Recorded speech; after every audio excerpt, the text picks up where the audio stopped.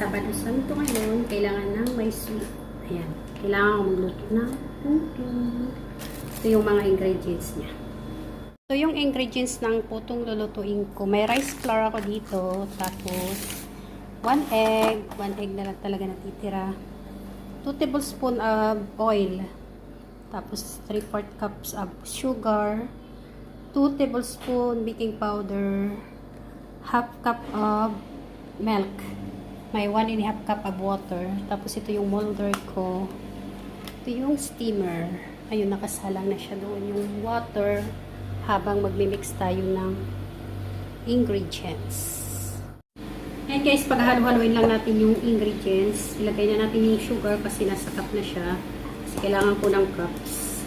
Tapos, i-sure natin itong rice flour. 2 cup. 2 cup lang daw.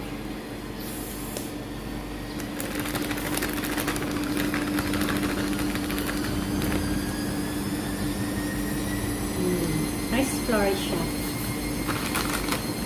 Kasi may rice flour pa na. Tapos, half cup of milk. Ayan. Baking powder. 2 teaspoons.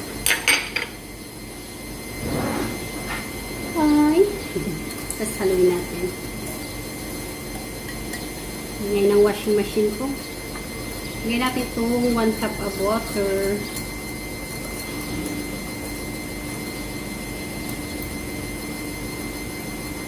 Para ma-dissolve siya.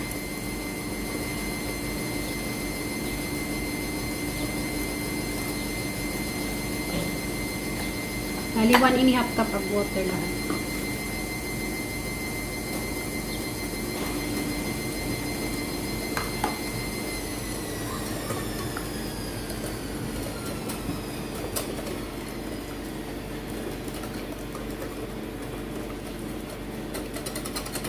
Yung oil, huwag kalimutan, 2 tablespoons.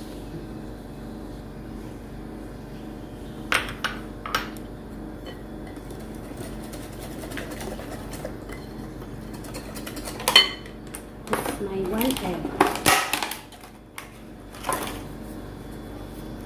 Yung 1 egg na natitira.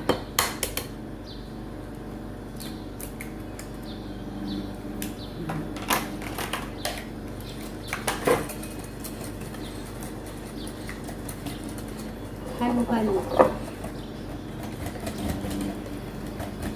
Kailangan ito pag gagawa ka ng puto nakangiti. Parang ngiti yung ngiti-ngiti. Yan. Ayan, halo na siya. Isi-set aside muna natin. Kailangan i-rest muna natin mga 5 minutes before natin i-steam.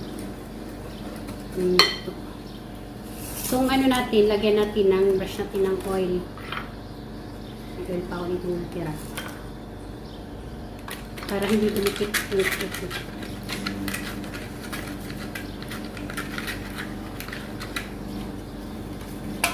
Wala kasi akong yung cupcake molder na lang. Nadala na sa Pinas yung mga molder ko.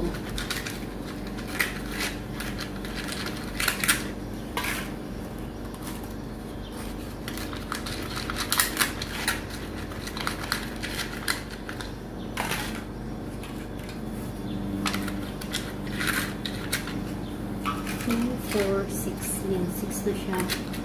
6 lang muna yung ano natin brush.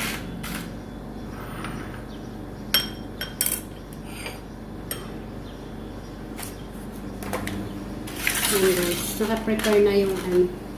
Paano muna natin itong texture ng puto. Habang pinapakulo yung tubig, papatubuin muna natin. Yan guys, update you later. Ayan guys, boiled na yung water. Kailangan na natin ilagay yung puto natin. Kailangan natin ilagay yung puto sa molder. Lagay natin dito para hindi tayo mahirapan lagay sa molder.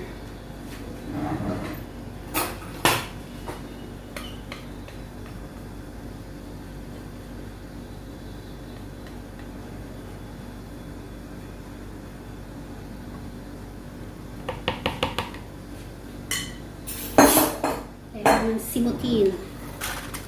Lagay natin dito sa molder.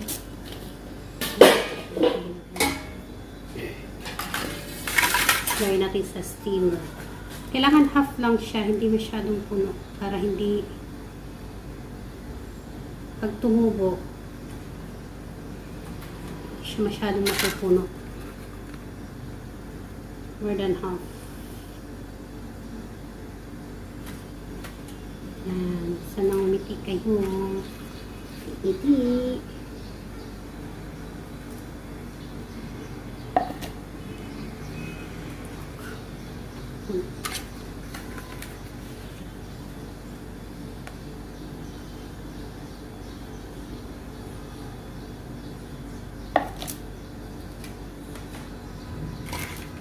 Siya ba ang kanin?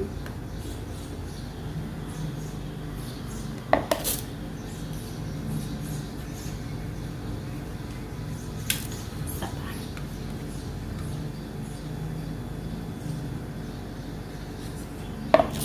Malalaki po.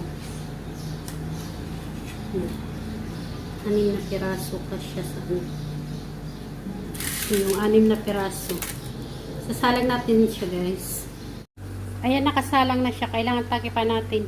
Yung takip natin, kailangan natin ng cover para hindi yung moist niya tumulo dun sa puto. Kasi pag natulo yung moist, parang nalambot yung puto. Cook natin siya mga 15 to 20 minutes. Update you guys later. So guys, update ko kayo sa putong niluluto ko. Tingnan natin kung ano nang nangyari. It's more than 15 minutes. Wow. Ayan o. Nagsisinitian. Yummy, yummy. Ayan natin kung luto na siya kasi kailangan natin i-taste. Ito na guys yung puto. Hanguin natin dito sa steamer. Naglagay ako ng tubig dito sa ano para ilagay natin yung puto. Diyan natin papalamigin. Bababad. Ilalagay muna natin for just a few seconds para lumamig. Hindi mahirap tanggalin.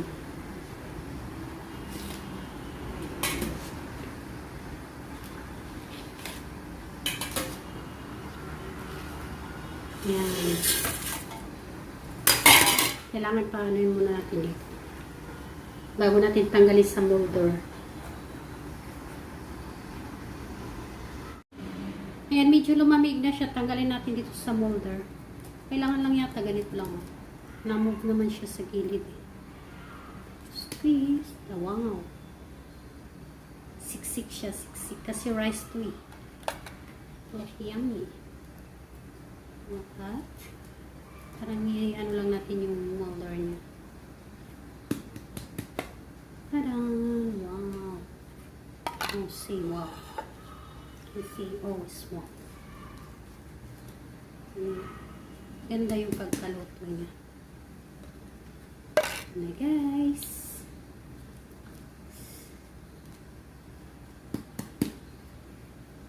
Yung pinakaiba ng ano ng flour at saka rice, yung flour medyo ano siya, masyadong ito, fluffy.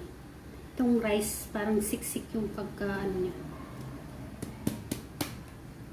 Kaya yung iba gusto yung rice na puto. Yan na siya. Oh wow. Oh wow. Look yummy.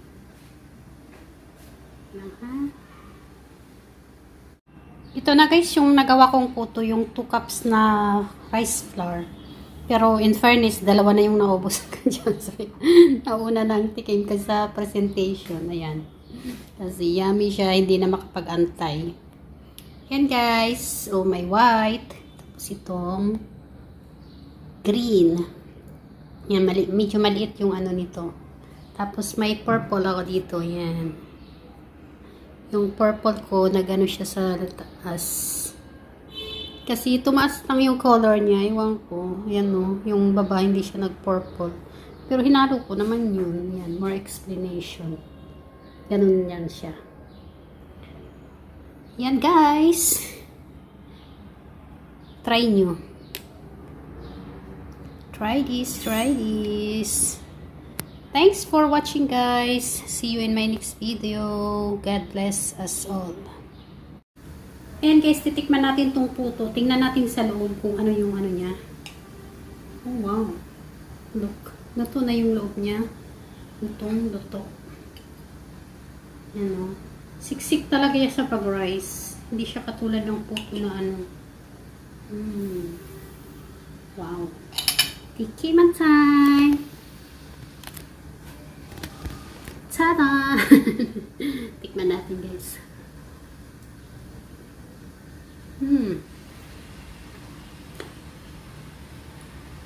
Lasang puto. Promise. Masarap. And guys, thank you for watching guys. See you in my next video. Madali lang siya lutuin guys. Kanin na kanin. Siksik siya. Hindi siya kagaya nung flour na ano. Yung flour kasi parang fluffy yung pagkaano niya. Yung pinagkaiba. Yan guys. Kain tayo. Bye-bye.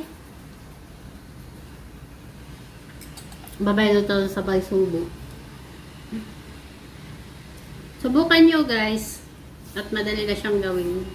At kunti lang yung ingredients niya. Hindi siya masyadong ano, complicated. Yan guys, see you in my next video. Thank you for watching. Thank you for your all support. God bless. Bye.